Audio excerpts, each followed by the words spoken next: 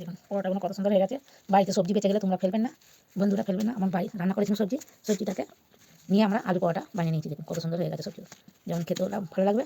দেখুন এই দেখুন কত সুন্দর সবজি দিয়ে পরোটা বানিয়েছি আজকে, সকালে নাস্তা হয়ে গেল। আসসালামু আলাইকুম বন্ধুরা, আজকে আমরা মুলো সবজি দিয়ে পরোটা বানাবো। দেখুন আমরা সবজিটাকে ভালো করে তেল দিয়ে ফ্রাই করে নিয়েছি, ভালো করে দেখতেই পাচ্ছ কত সুন্দর করে নিয়েছি।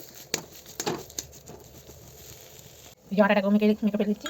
এই যে দেখতে পাচ্ছ আমরা আটা মেখে নিয়েছি। এবার এগুলোকে আমরা কেটে কেটে লেচি করে গোল করে নেবো, গোল করে নিচ্ছি আমরা।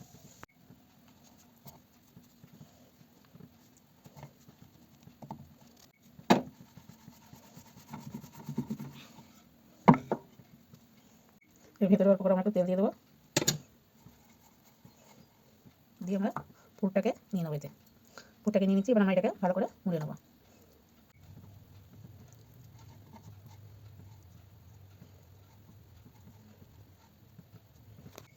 এটাকে এবার আমরা বেলে নেবো।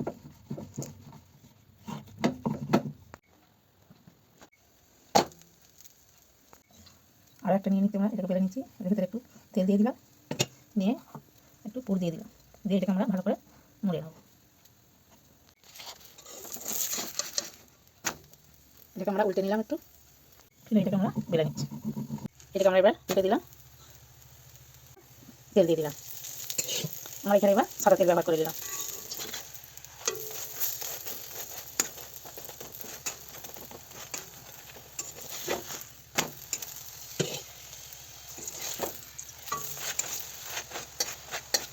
কত সুন্দর মুচমুচে হয়ে গেছে, এই যে দেখতেই পাচ্ছ।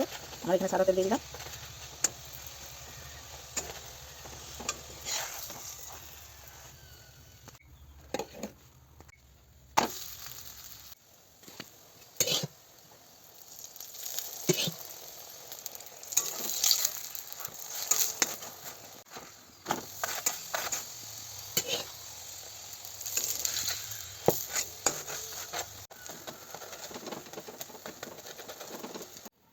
দেখুন পরোটাগুলো কত সুন্দর হয়ে গেছে।